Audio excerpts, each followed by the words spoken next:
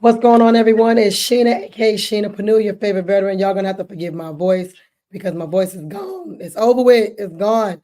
But I think that this information that I'm gonna give you is important. So I just need you to listen up, okay? Listen with your eyes, listen with your ears, and just roll with me. So I want to go over some bid training because I find that, of course, it's important to know once you choose your industry, or even if you don't know what industry you're going into and you want to just kind of like search through some websites to see what industry you may want to go into, it's important that once you pick something that you download the documents and go through the exercise of actually going through the bid.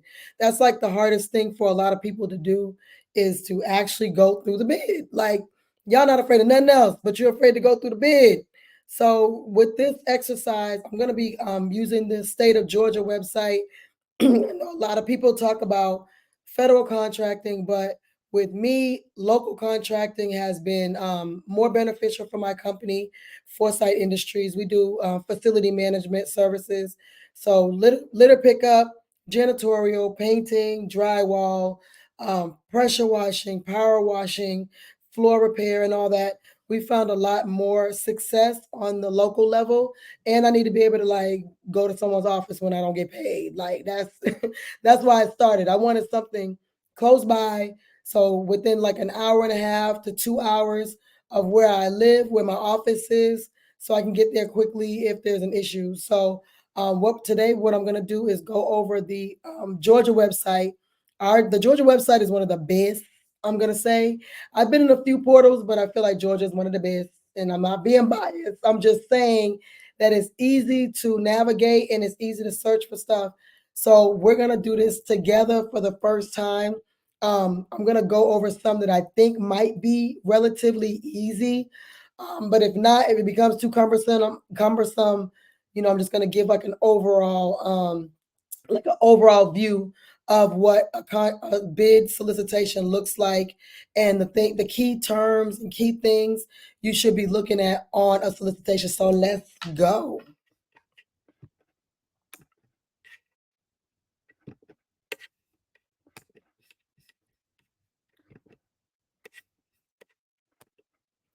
Okay, so I've already navigated to the Georgia website. It's the Georgia Procurement Registry.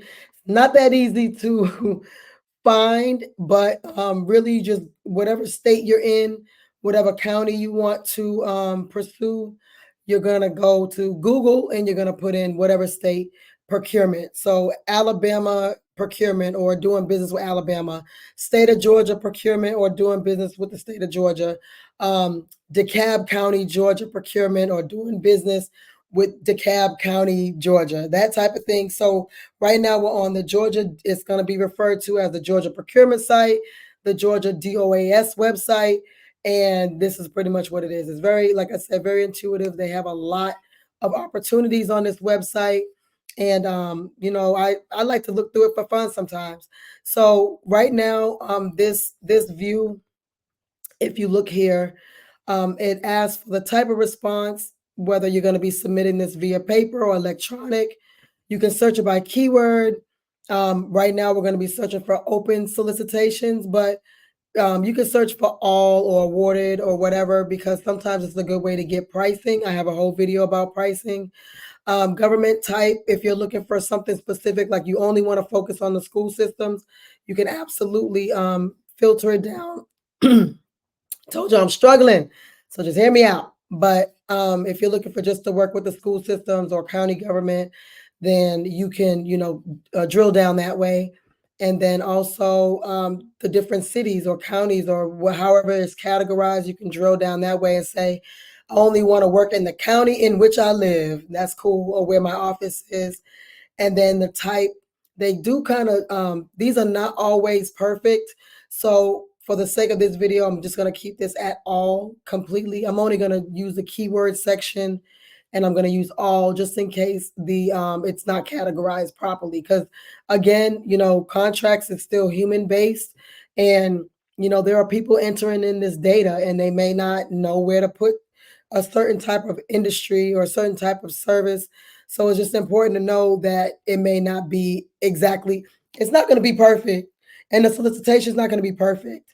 It might have some misspellings in there. It may have a discrepancy with the location. Let's say it's for Fulton County Jail, but Fulton County Jail, when they built the solicitation, they got it from DeKalb County Jail because they didn't already have a template going. So it might say DeKalb and Fulton County Jail on the solicitation. All you got to do is during the questions period or any period, just bring it to their attention that that's not correct, because you don't want to cause any type of confusion or someone to have, you be the standard and say, look, this is not right.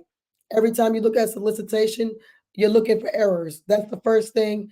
Looking for scope of work, looking for dates, looking for errors. Errors as in ERROR S. ERRORS, errors on the solicitation. Okay. So it's not going to be perfect. All right. So let's look at, even though these are closing very soon, I'm not pursuing any of these, but I just want to show one that might be relatively easy, if you will. So I don't even know what county this is, but Robin County Board of Education is looking for produce and fresh eggs. Okay. Now, what's funny is, even I still ask myself sometimes, why in the world would a county look for an agency or a government contractor to provide this stuff? Because they are. Don't ask any questions. They are. And that's what it is. Okay. Don't ask questions. Just provide the service if you can do it. Okay. So going into this one, typically, when you're looking, we're using Georgia. Every portal is going to be different, but the things that you're going to be looking for generally is the date. Obviously, I ain't getting this done in 9 hours. I mean, I've gotten proposals done in less time, but generally speaking, you don't want to be under duress. And this is very stressful to see that those red numbers of 9 hours is due in the morning. And that's actually that's kind of rare to have something do that early in the morning. But anyway, you're looking for, we already see what county it is. If I have to deliver this in person, I would have to see how close this is to me, because I've never heard of this county before. So it must be very far. So that plays in a part. Do I actually, since this is a product, this is eggs, I'm not sure if I have to deliver it or someone else has to deliver it. So if I by chance have to deliver it, I have to take that into consideration when it comes time to deliver the product. So if it's too far, I might say, that's not even worth the time, because the contract may only be for $1,000, just for example, throwing numbers out there. So you're looking, just to have in your mind, you're looking for name, county, email, phone number, the description. So this is the food authority of Rob, I don't know how to say that, Robin County School System. School nutrition program is requesting proposals for fresh produce and eggs delivered to each school in the system a minimum of 3 times per week throughout the year. Damn, this is a big contract. Okay. I'm thinking it's going to be something small. But if you think about someone delivering to each school, I don't know how many schools are in this county, but I'm sure it's more than 3. If you're thinking about an elementary school, a middle school, and a high school, that's at least three times a week. And I'm sure there's more than that. So they are looking for, it looks like, some type of melon, some type of potato, vegetables, and grapes. So far, it's probably more than that. And on this site, either they'll have the agency link here for you to find the solicitation, or they'll have the document here. And boom, it's way more better to have the document here, so you can just click on this thing. And it's downloading. Okay, so I can already tell that this is one of those old school counties, because unfortunately it is a upload. So I can't do like a copy and paste or control find where I can search through the document quickly. Luckily, this is only 41 pages, which is actually pretty low compared to some other proposals that I've had to work on. But when they do this like scan upload, it's no bueno. Like I can't highlight nothing. Like I can't do nothing. But that's okay. So we're gonna go and just kind of go through what they're asking, and it's only one document, whereas some have multiple attachments, and so you have to download all the attachments, and that is such a drag, I tell you. So with this one, last day for questions. Now, of course, this is doing 9 hours, so we've missed everything that would be mandatory or need to be in person, or anything that's on a time schedule before the date that is supposed to be submitted, which is tomorrow morning. So if we were to find this opportunity when it came out April 26th, then the last day for questions would be May 3rd, and of course due tomorrow. Now, wait a minute, is tomorrow the 26th? Tomorrow's not the 26th. And on here, on the website, look at this. Why they do that? Why they do that? See what I say about searching for errors? You see? Some ain't right. So usually when a proposal comes out, they'll extend the time, but I've never seen them reverse the time, like bring the time earlier. So maybe there's a reason for that. I don't know. But that would be a question I would ask. I don't give a damn what day it is. I'm going to ask, why does it say the 26th on the document instead of 24th on the website? Not cool. Not cool. Because I could have been looking at the document, not thought about, I may have not thought about looking at the website. In my mind, it's the 26th. So some ain't right. But anyway, we're just doing this for informational purposes. But again, you're looking for errors, right? So due date, location, I guess they're not opening it to the public. Some readings of the proposal, sometimes they open it and just read it to the public. I never really understood the reason for that, but they do that.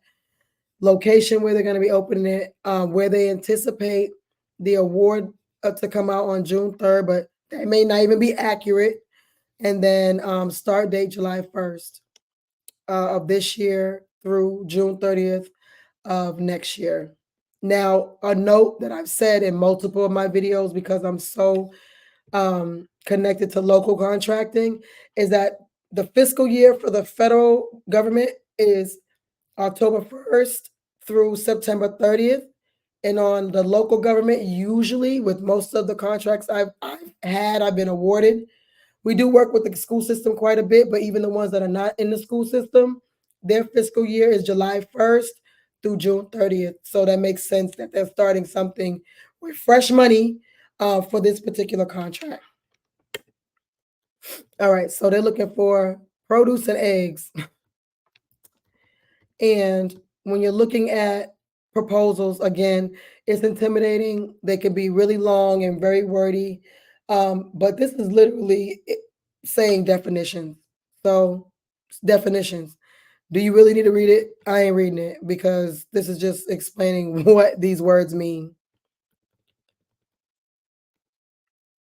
So it says transmittal page. Again, the words are going to be different depending on what proposal you look at, but they are looking for, this is the same thing that was written in that on the website or on the portal, the state of Georgia portal, as the short blurb, but just with a little bit more. So proposal due by the due date, proposal time, proposal will be open at the date, location, blah, blah, blah.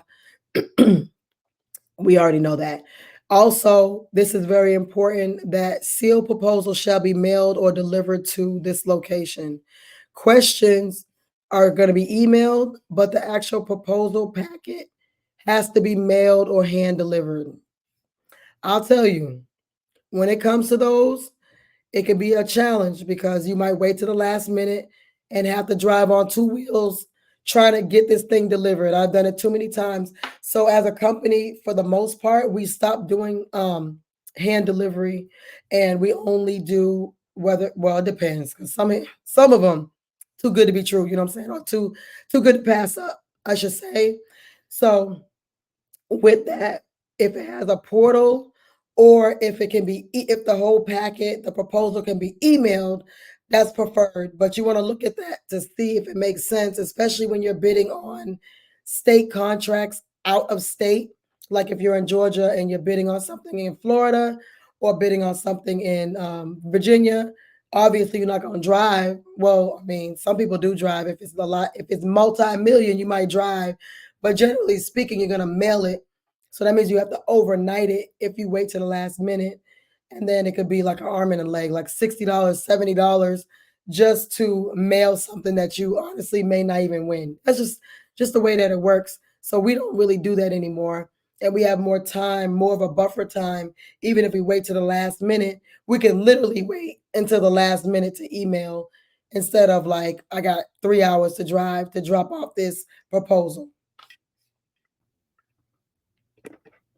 Okay, so the intent, they're just going over, the actual intent that, their jargon and their regulations that they follow.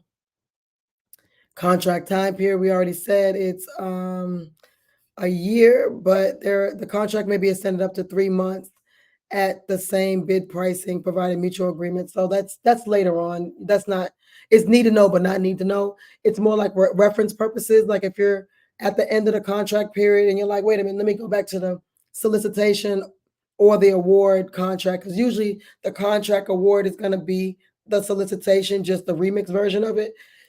And you may need to know that, like, okay, well, in the contract, it says I have a 3-month extension on this if maybe they don't find, if the agency doesn't find another company to provide the service. So it may be renewed, 1-year term with 4 additional 1-year terms, so total of 5 years.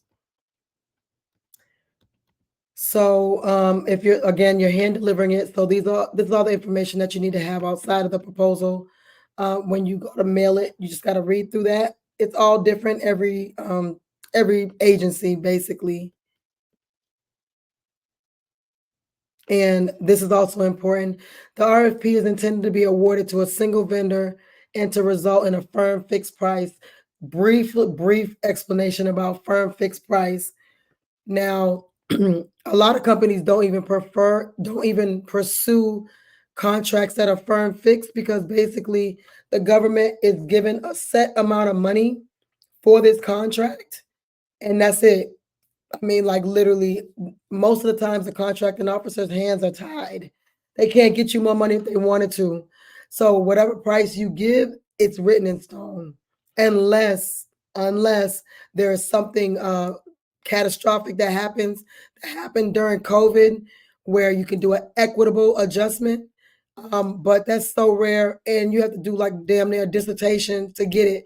So it's in your best interest to just price your price that makes sense, even if you lose. This is all practice, right? So even if you lose, it's okay. And then once you get the bid tabulation back with all the prices of everyone, then if you can even pursue something like this in the future, or you need to find another another supplier that is cheaper in order for you to get a better price to the government.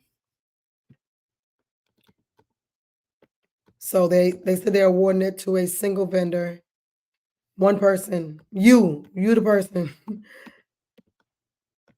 And that's their procedures of how you're going to be awarded. Now, this is the start of the documentation that you're going to be filling in. So the first 4 pages was just info, and then this is your information that you fill in. Again, when I say the stuff that you got to fill in is going to be redundant. So you're going to see your name and your business address and all that stuff written multiple times. So this document, more info, because they're just referencing other documents that are later on in this solicitation.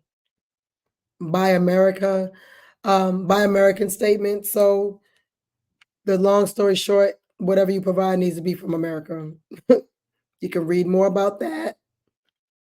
Termination. Now, really, remedy for non-performance. What typically is going to happen is the agency, you may be doing something wrong. You may not deliver on time, you may not deliver the right amount, the right type of product.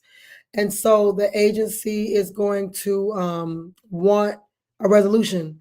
And usually they're going to try to get the resolution from you first. But if they can't, then they terminate you. You might terminate yourself and say, you know what, this is too much. I ain't doing it. Okay, you might terminate yourself. Like I said, if it's not a good fit, you might have won the contract and you're like, oh no, they're asking for too much and they're giving too little. I'm out of here. Termination for cause is like that's the death sentence. Termination for immediate termination, they have termination for cause, notice of default, termination upon notice, all the different types of terminations. On the federal side, termination for convenience basically means that you got a get out of jail free card. Like this relationship ain't working. It's mutually agreed that it's not working and we're gonna say goodbye to each other. So there's some form of that on this local contract as well. It looks like they're interested in HubZone, EEO, which is equal opportunity. I want to get to the good stuff that you guys usually need assistance with. So this looks like the second page of the document you need to fill out. So we're on page 11, and there's only been one document to complete. A lot of this stuff is jargon, and nonetheless, regardless of how you feel about any of these statements, you're going to sign it and print your name. If you don't agree with it, then just stop pursuing the contract. Stop looking at the solicitation altogether. This is important because just in case you don't win and you don't know why you didn't win because your pricing was better, everything was better, then they're giving you the instructions on how to protest. Sometimes you have to pay for a protest.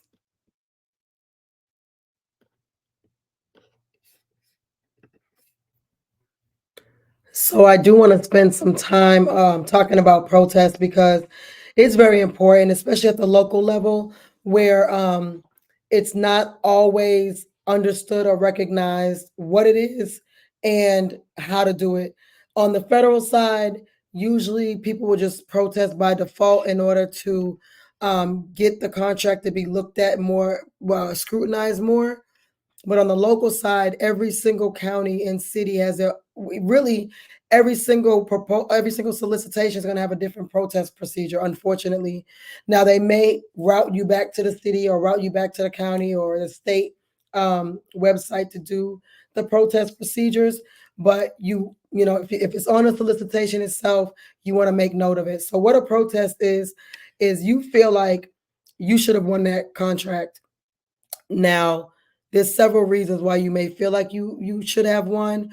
For example, in my video that I have with Carl Gibo, the contracting attorney, he talks about someone who the contract may be set aside or have preference for a HubZone certified company. But then me, here I am, I'm a hater, right? I want to win this contract. And I'm finding out who the company was that won, and I'm driving by their office and no one is in that office, but they're saying that they're HubZone certified. And that's not fair because they're just using that as a shell and they're not actually putting people to work in a HubZone location. So I can protest that opportunity if it has anything to do with a HubZone and say that, this other company, ABC company, is lying. They're not truly a HubZone company. That's one example. Another example is it happened to me personally. This happened to myself and a few other friends when it comes to pricing. The agency may say they're looking for the lowest price technically acceptable, but then the non-lowest price won the contract because you may have been the lowest price. Even though your price makes sense, it's not too low, you didn't underbid, but someone who charged the agency $100,000 more won the contract. And if you match up your companies or even, anything, you match it up apples to apples, you guys match. Why did this company win and they were not the lowest bidder? And the agency said they were looking for the lowest bidder. That makes no sense. So usually you'll get the pricing for everyone who submitted submitted a proposal to include pricing. You'll get all that information some sort of way. It's usually called a bid tabulation, or they'll just have the awardees information. They may send out a notice of intent to award, which is usually like a letter. They'll just say ABC Company won RFP 12345. That's the name of the RFP for $1 million, 1,500,000, and you bid on that same contract, and you bid $1 million. So how the hell did ABC Company win and I didn't? And all my stuff is correct, no issues, XYZ. So you can protest that contract and just ask, like, get someone to figure out what the hell is going on and why you didn't win. Because in my mind, if someone actually outbid me, meaning they bid $500,000 more, hell, $1,000 more, I want to know why I didn't win. Is it because that's your homeboy, homegirl? It don't work like that. People are spending a lot of time and sometimes even money trying to get these proposals completed. So that is really important to know. Hopefully, you never have to worry about it. But I mean, there's going to be a time, if you do this enough, there's going to be a time where you're at least going to think about a protest because these people be playing in your face and you need your money. Okay, so we're going to scroll down to a lot. Again, all this is jargon, so you'll get used to seeing these in a lot of solicitations. And the ones that are highlighted are going to be the ones that you have to complete. So you can either print this out. I would ever recommend anyone using some sort of system to type in all their information so there's no misspellings. You can use services like one of the students that was on the call the interview I did, Ayana, she said a program called PDF. I use DocHub, DOCHUB, DocHub.com. And there's Adobe and there's several others. Or you can just write it in. Hey, you gotta do what you gotta do, right? Also important, method of payment. How you gonna get paid? You need to know. So, oh no, that's not it. So pricing information, that's actually the pricing for the actual proposal and what they expect you to complete. So prices will not include federal excise tax or state sales tax. That's standard practice that you don't charge the government tax. It's worked into your pricing. So if you have, especially with products, if you have taxes, that's just going to be a part of your pricing. They're telling you how the invoice needs to be. This is so crucial because if your invoice is not correct, let's just say you deliver for the first month, because they said 3 times a week, all the schools. So let's say it's the 28th of the month and you're getting your invoice ready and you've already delivered all these services. You in the hole because you bought the products and you've delivered the products. So you had to get manpower. You've had to pay people for 30 days. Now you go to submit your invoice and they tell you, so it says no later than the 15th of the following month. So you've already worked for the whole month of May. It's the 28th of May, we're pretending, and they're saying you need to submit it by the 15th of June. Of course, you're going to submit it on the 1st of June because you want your money, maybe even the 31st of May. And so they're telling you exactly how to complete that invoice. And so with that, honestly, if it's not right, they can pay you whenever they feel like it. And this has happened to me so many times. And it might even start your clock all over again, depending on when they get to your invoice. Because if you invoice on the 1st, they have 30 days to pay you. So they really technically don't have to pay you until June 30th. So they might be going through everyone else in the whole county's invoices, get to yours on the 16th of June with the anticipation of you getting paid on June 30th. And it's wrong. So now your clock is starting all over. So now you're going into like your 3rd month and ain't nobody has any sympathy for you. This is a good idea to build a relationship with the accounts payable of any state, local agency that you're working with. Because a lot of times if you call them, not email, pick up the phone, and I am not a phone person for anyone that knows me, but pick up the phone and call them. A lot of times they're like, okay, I'm gonna put you at the top of the list because you're on the phone with me right now. That is like a gem of all gems right there. So make sure your invoice is correct. And what I also do is I will ask before I even send the invoice, hey, is this information correct? Is this what are we following these steps for the invoice? This like everything else aside, if you're not getting paid, you're not doing government contracting. So this is so important and so key to understand because everybody's just trying to win.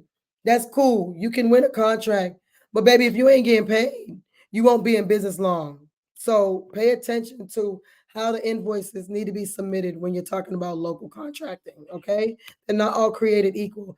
And again, you're looking for errors, right? So they could have copied and pasted this from a whole nother county, and that's not the way they do business. Look at that. In the event of errors, a debit or credit as the case maybe is issued against the invoice. So at least they said, oh, a credit or debit. They said basically they're like, you need to correct it on another invoice. Now, these are the actual details of the solicitation. Now, I don't want to go into depth completely with it, but what's important is that they're telling you exactly how it needs to be delivered, how they want the shipment, and but I want to get into filling in the documents a little bit more. So depending on what you're delivering, whether it's a product or a service, paying attention to this part of the solicitation is extremely important because you may have done this before. Let's say you are a fruit deliverer for your company. That's what you do. But you deliver it, you get the stuff locally or however you get it the way that you get it, and you deliver it the way that you deliver it, and everything has been fine the whole time you've been doing your company, right? But this agency is saying how they want it. And so if you don't deliver it the way they want it, then you in default and you could, you got these poor starving children that are going to be in summer school because clearly this is summer school, right? At least starting in summer school. You have these children who are not going to get their food. And these are little, people's lives. This is not like, you know, floor repair. This is people's lives because we're talking about food. And so it's really important to ensure that all these details are addressed. And even I would ask if this wasn't due by tomorrow or whatever day it's supposed to be due, I would ask if this is the correct method of delivery, just to make sure that it hasn't changed. Maybe they drafted this during COVID. Hell, I don't know. Maybe they're, where it needs to be delivered physically, what part of the building needs to be delivered might be different now, Cool. So they got the 3 strikes rule. Lord have mercy. They are not playing with y'all. Like I said, this is about food.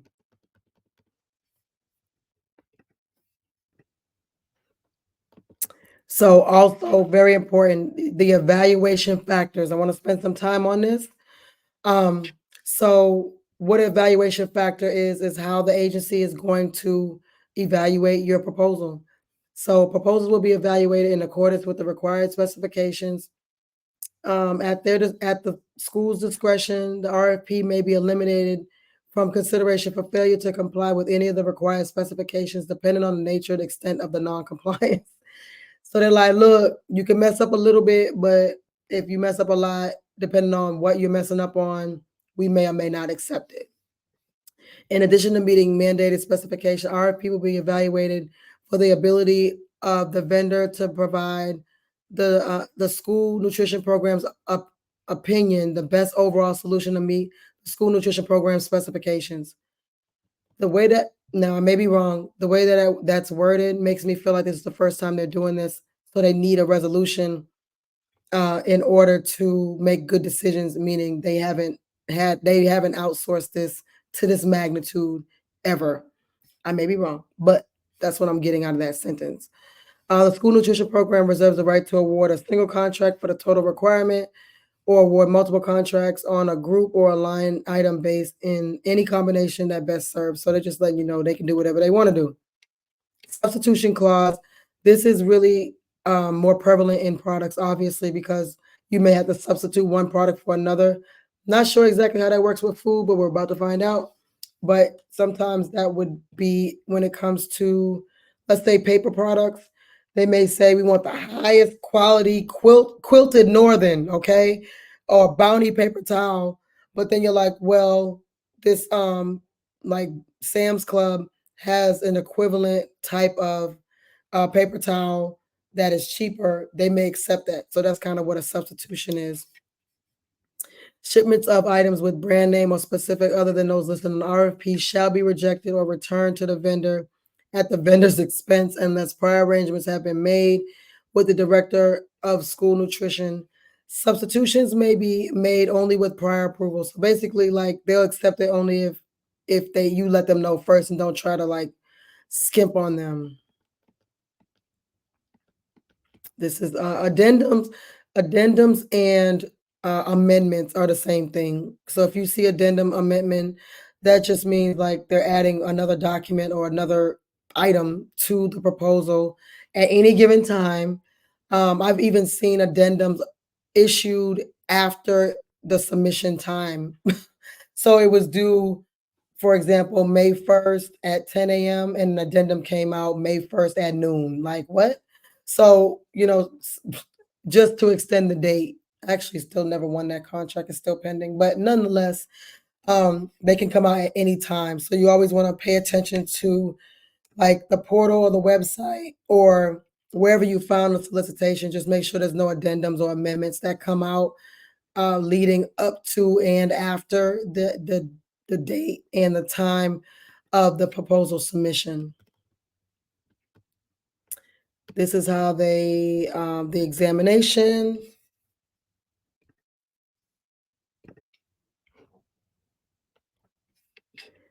Rejection or disqualification of proposals. They explain how you're going to get rejected. This doesn't come up very often, but evidence of financial capabilities. It says not required best practice. Let's read what that is. After the RFP opening, bidders must be prepared to present suitable evidence of their financial standing within 3 business days after request by the school system. This evidence would include an income statement, balance sheet, statement of cash flow accompanied by an auditor's report attesting to the accuracy of the financial documents. Now, I would say, without looking at the details that we're going to get to in a few, I would say that this is probably a pretty large contract, and that's why. So if they're going to say the first year, you got to do 3 times a week for all the schools, however many schools that is, because we still don't know what that is. They expect you to float 30 days or more, of course, depending on how you do your invoice or depending on how they do their business. So they need you to float quite a bit of money. So that's probably why they're asking for a financial statement. They don't want anyone complaining about not having any money. So that's crazy. Proposals are irrevocable offer 60 days after the RP opening time. Okay. You can't take it back. Okay, they highlighted this portion. So a credit or replacement will be issued for damage or unacceptable items. All such transactions are to be worked out which each designee replacement or of damage or unacceptable items will be made upon a mutual agreed time.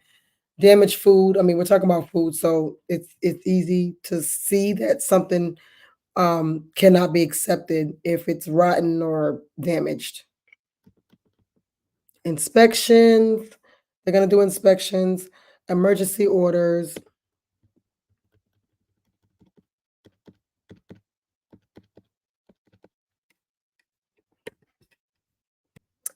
Everyone's favorite part, insurance. Now it says a successful vendor at its expense shall carry him.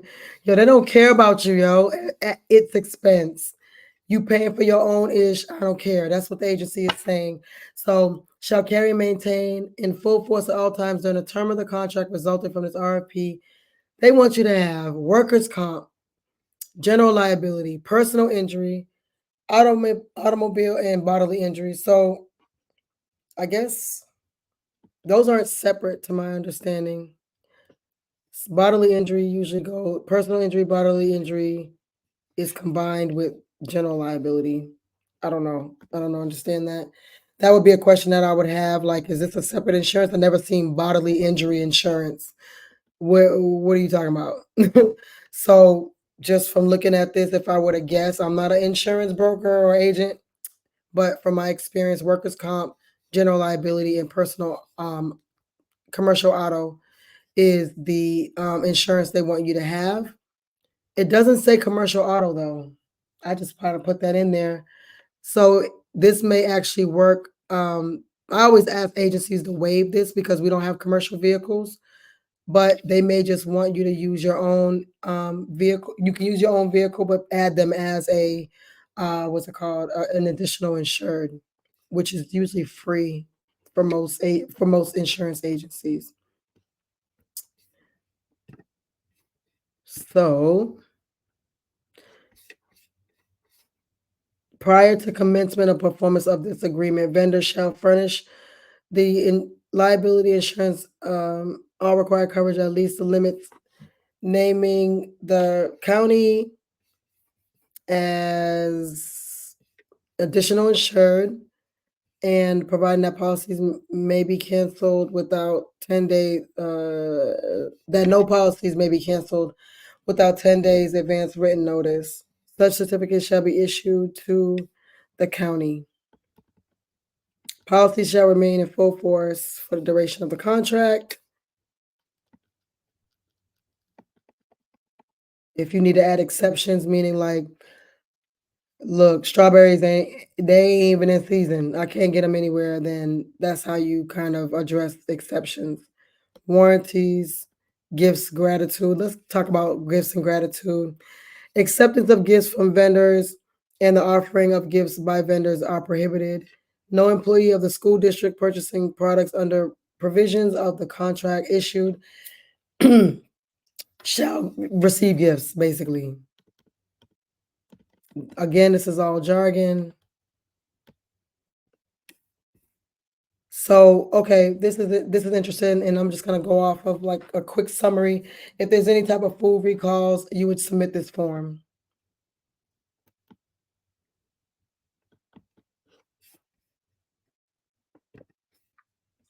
Okay, so this is actually the contract. The contract is inside of solicitation. That's not uncommon. So they want you to sign saying that you agree to all the stuff that they're talking about. And this is the checklist. So when some people say, well, how do I bid, or what do I submit, what documents, and da da da da, they're giving you the list right here. This is it. So it says the contract documents, which comprise of the entire agreement between the vendor and the school system concerning the work, consists of the following. They're telling you exactly what you need to submit. Okay, it's all written here. Specification quote sheet, vendor proposal form. So it doesn't even sound like you have to do your own proposal. Documents, bid exception form, collusion, meaning you don't have anybody, the hookup inside of any of these agencies, evaluation factors, et cetera, and then it looks like this needs to be notarized, maybe. No, it doesn't. This is just someone on your team has to sign. Wow, look at all this food. Holy crap. Gala apples, 125 case size, 125. I guess that can hold 125. And they need 100 cases. Damn. This is massive. And it looks like, if I remember earlier, it stated that all the things need to be, it can't possibly be all the things. Every single thing needs to be delivered 3 times a week. It can't be that. I don't believe it. So this is the price form. Now you have to do quite a bit of homework. Some agencies will tell you exactly where to get stuff from, but since it's so much different stuff, like it's not a peanut butter bid or specifically an Apple contract or anything, you have to do your research on the price. So when people say, well, how do I price? Boom, there it is. how much does it cost for gold apples per case? Well, based on how many cases they said and the delivery fee per case. This is your pricing right here. You don't have to ask me, ask the solicitation.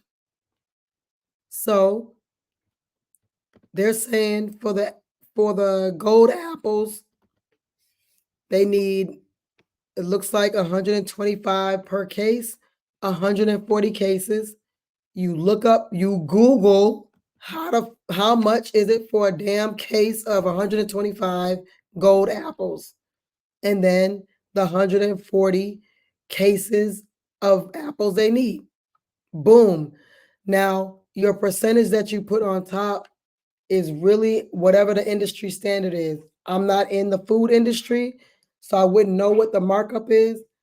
I spoke with a student earlier and they said they just put 20% on everything and hope for the best.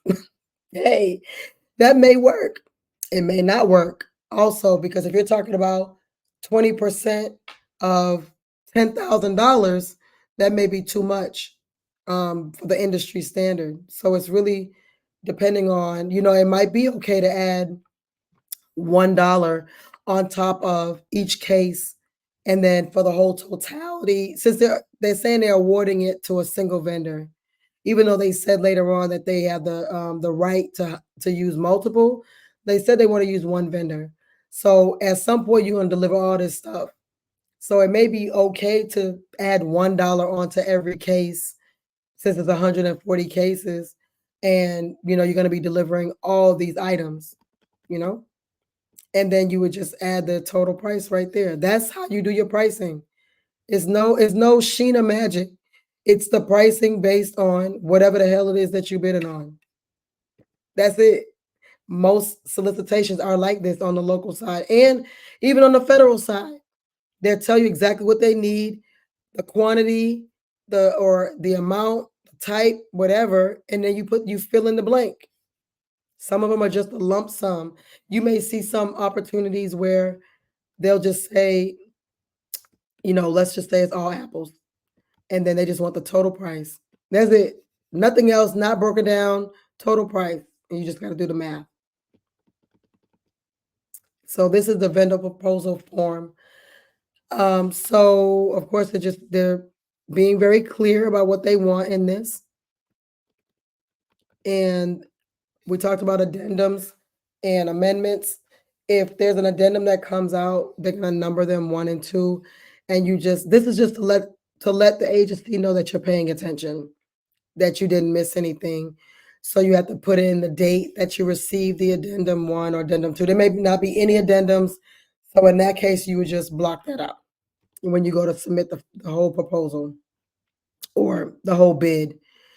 So the following documents are attached. They even giving you, in addition to this, go back up.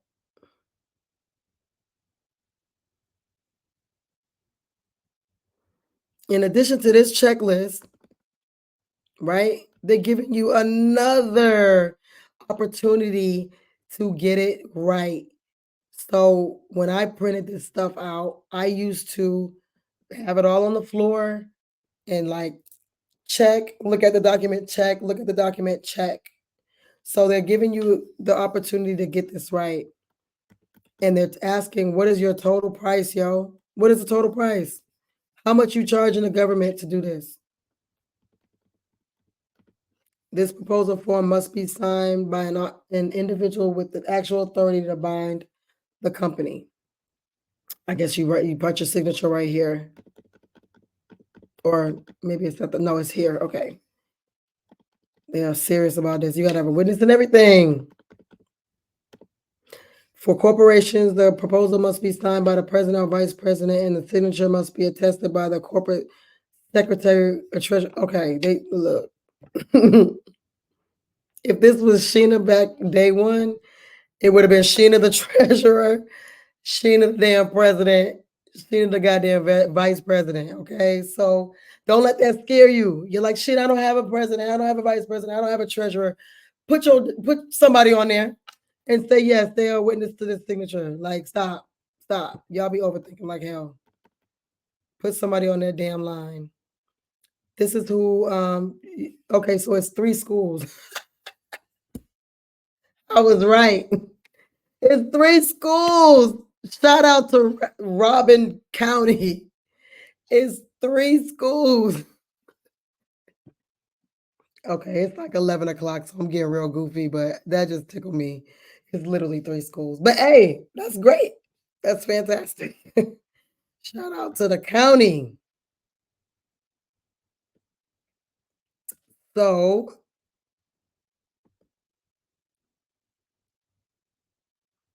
complete this form to disclose lobbying activities.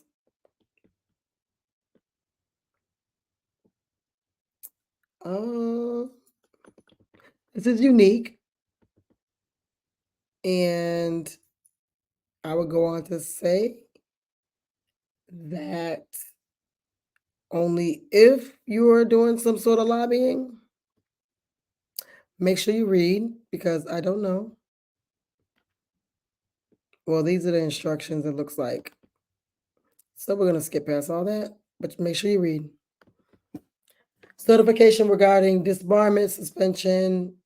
If you haven't been disbarred or had any suspensions, then you're fine. You just fill in, again, you're filling in your company name and all that good stuff. And then they're like, hey, did you understand everything you damn read? Yup.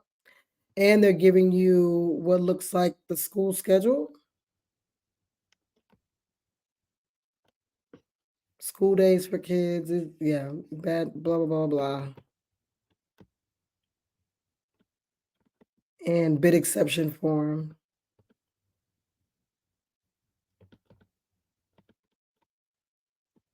Again, all your information.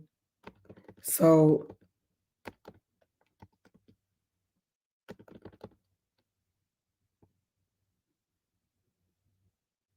anti-collusion, meaning that you're not in cahoots with anybody at the agency that you're submitting the proposal to.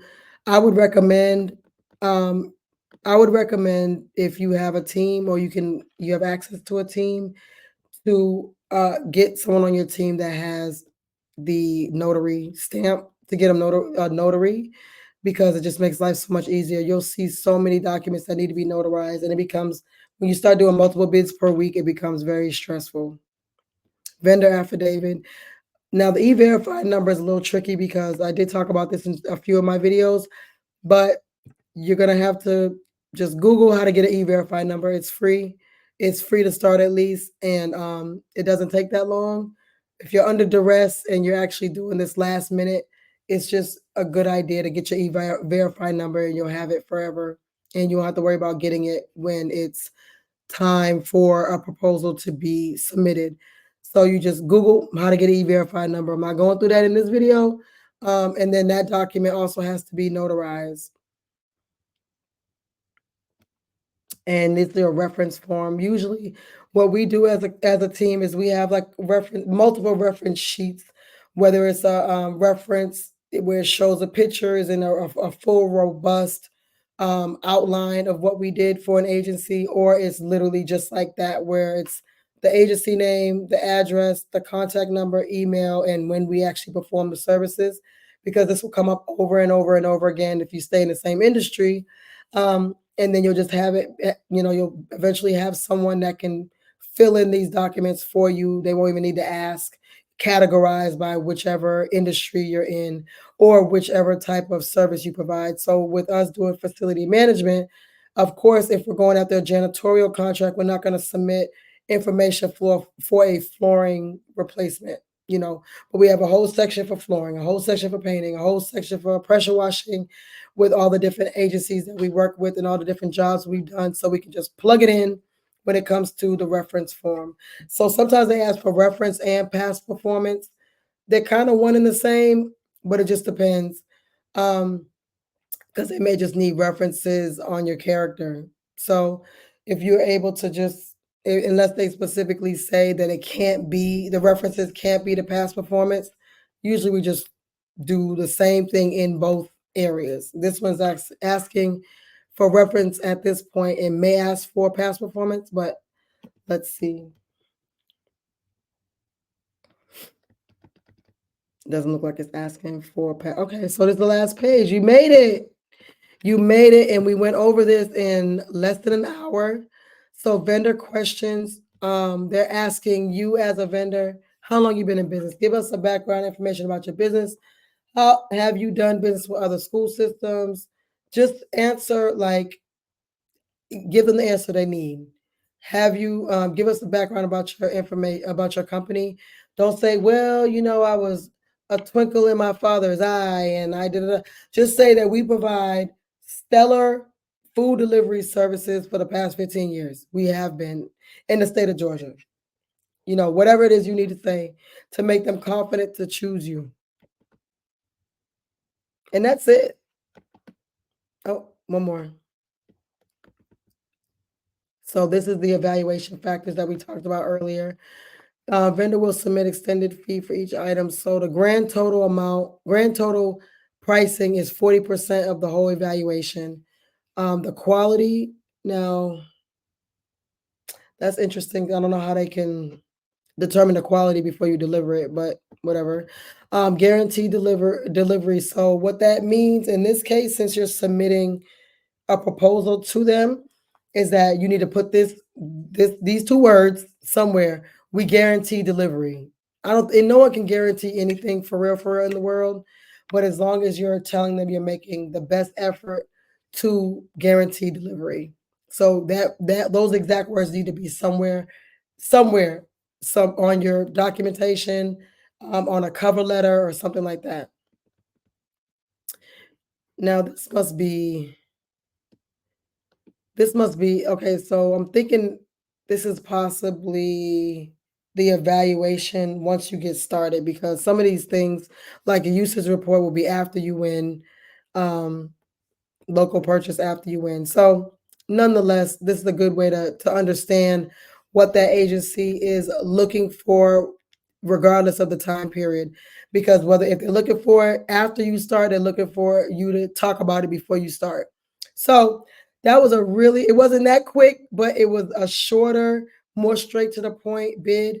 I want to do a few more of these. I gotta give my voice a rest, but I want to go over these so you all can just kind of see that it's not that scary to go through these bids, because if you just go through them, line by line or page by page, you'll get a better understanding, and then everything becomes more redundant if you stay in the same industry. So until next time, it's your favorite vendor.